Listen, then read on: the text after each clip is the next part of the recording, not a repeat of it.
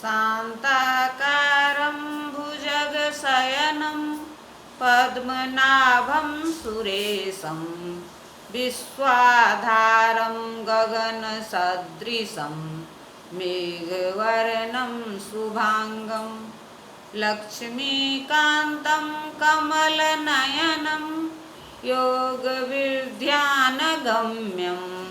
वन्दे विष्णु भवभयहरं सर्वलोकैकनाथम। नमस्कार, मैं काबरी कुमारी, सहायक प्राध्यापक साहित्य, जूथालाल संस्कृत महाविद्यालय, मझौलिया, पश्चिम चंपारण।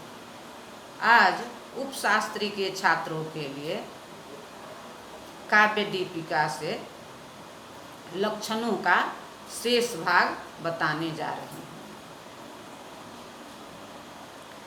यदि प्रयोग एकस्मिन् प्रयोगो न प्रयुज्यते तेन पात्र प्रवेश चेत प्रयोगातिशयस्तदा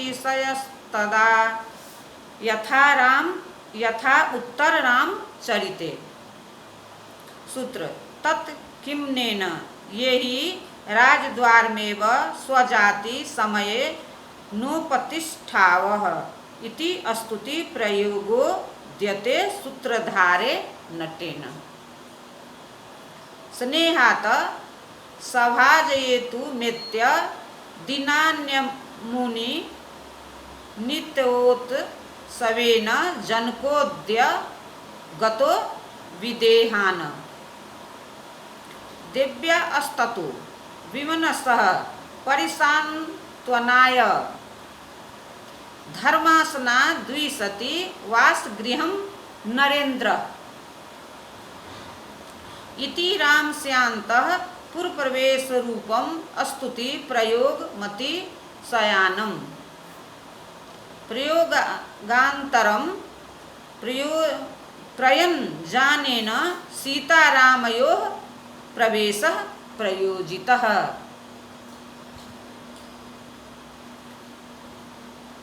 कालं प्रवृत्तमाश्रित्य सूत्र भ्रीद यत् वर्णयेत् तदाश्रयश्च पात्रस्य प्रवेशस्तत् प्रवृत्तकम्।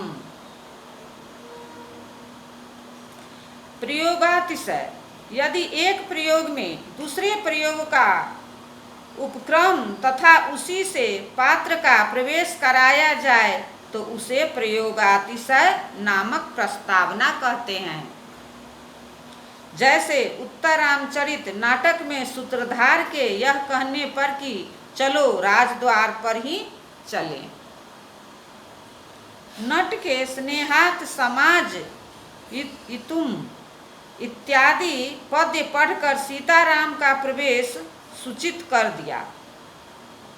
इस पहले प्रयोग से पढ़कर दूसरे प्रयोग को दिखाकर पात्र प्रवेश कराने के कारण यहाँ प्रयोगातिशय प्रस्तावना है।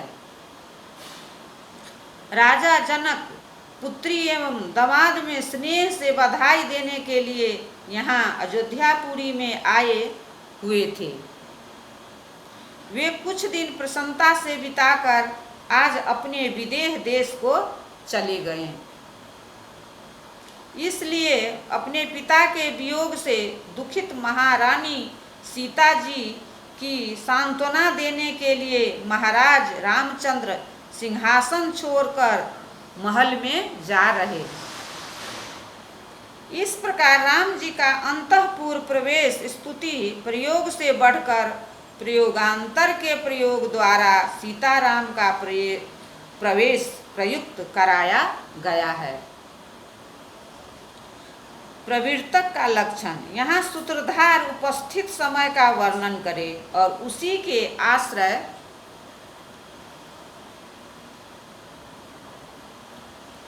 से पात्र का प्रवेश हो उसे प्रवर्तक नामक प्रस्तावना कहते हैं।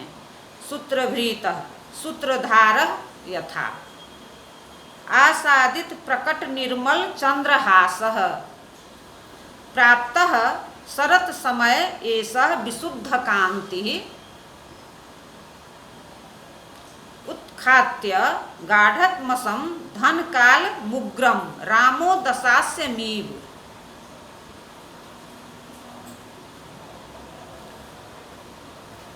संभृत बंधु जीवः ततो रामस्य प्रवेशः। अवलगित लक्षणम यत्रान्यस्मित् समावेश्य कार्यं न्यत् प्रसाध्यते परानुरोधात् तद्ज्ञेयं नाम्नाबल गीतं बुधहि।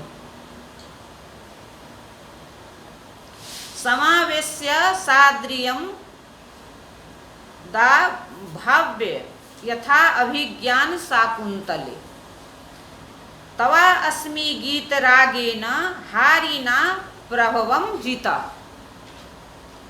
एष राजेव दुष्यन्तः सारंगेनाति रंहसा।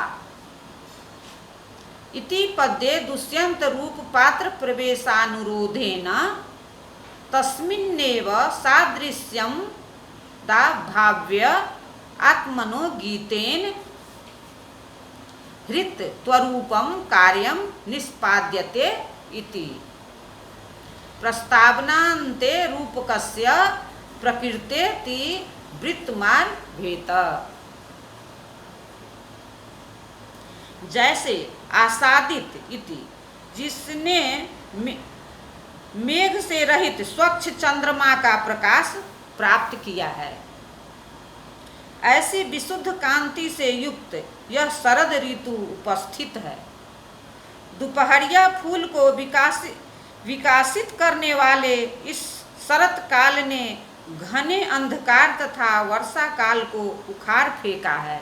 जिस प्रकार मनोहर तलवार को प्राप्त कर निर्मल कांतिमान राम ने अपने शरणागत सुग्रीव विभीषण आदि का पालन करते हुए कठोरता से तमोगुण स्वभाव वाले मेघ के समान भयानक रावण को उखाड़ फेंका था। इस उदाहरण में समयानुसार शरत काल का वर्णन करके उसके आश्रय से राम का प्रवेश दिखाया गया है। अब लगित का लक्षण। यहाँ दूसरे कार्य के अनुरोध से किसी प्रयोग में सादृश्य बताकर दूसरा कार्य यानी दूसरे पात्र का सूचन रूप कार्य सिद्ध किया जाए, उसे विद्वान लोग अवलगित नामक आमुख कहते हैं। जैसे अभिज्ञान शाकुंतलम नाटक में त्वा अस्मिति, तुम्हारे मनोहर गीत के राग से मैं वैसे ही हर लिया गया हूँ जैसे ये राजा दुष्यंत वेगवान हरिण के द्वारा दूर तक हर लिए जा रहे हैं, जिनके बाद ही दुष्यंत का प्रवेश होता है। इस श्लोक में राजा दुष्यंत के प्रवेश कराने के लिए अपने से दुष्यंत का तथा गीत से मृग का सादृश्य दिखाकर हरण रूप कार्य सिद्ध किया गया है। इस प्रकार प्रस्तावना की रचना के बाद ही नाटकीय वृत्त का प्रयोग दिखाना चाहिए।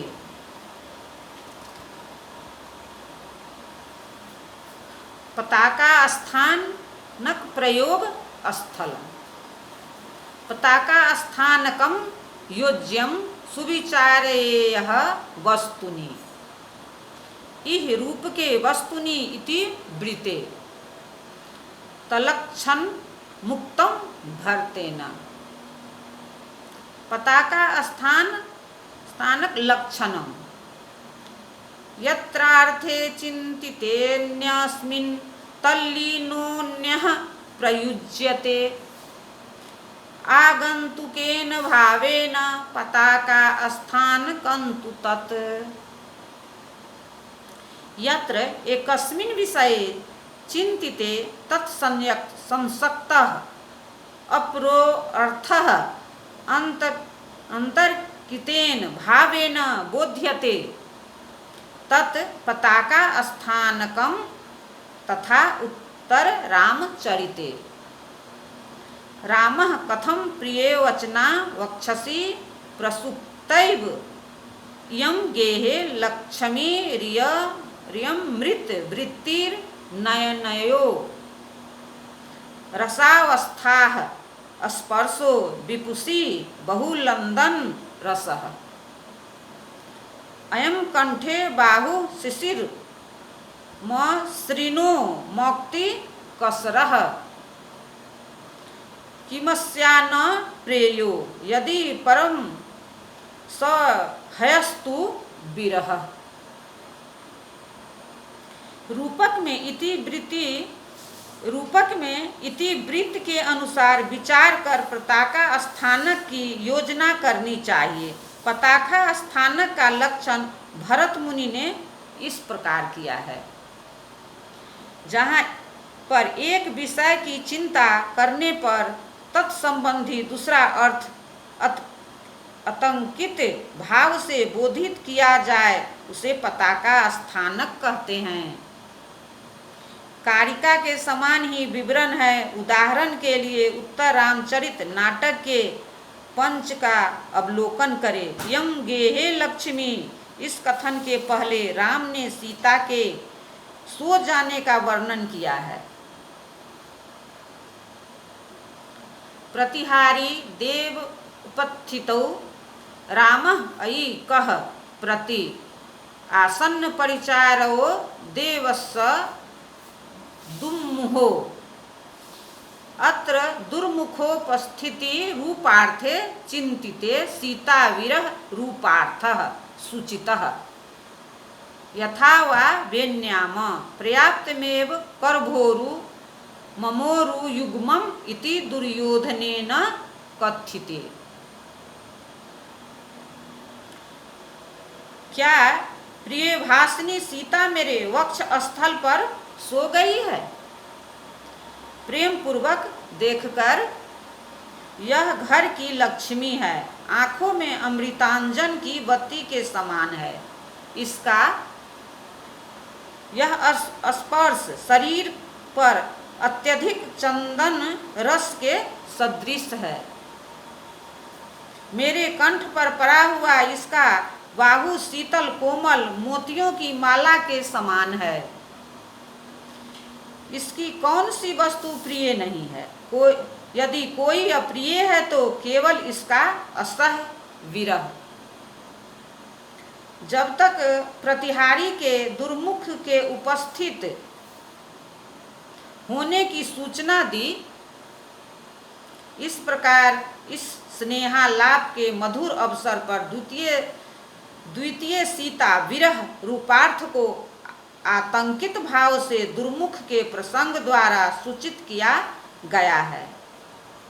अथवा जैसे बेनी संहार में पर्याप्तमेव, इस पद्य में दुर्योधन के कथन के पश्चात प्रवेश तथा उसके द्वारा भग्नम भग्नम, इस कथन से आतंकित भाव से भीम के द्वारा दुर्योधन के उरुभंग रूप द्वितीय अर्थ को सूचित किया गया है। धन्यवाद।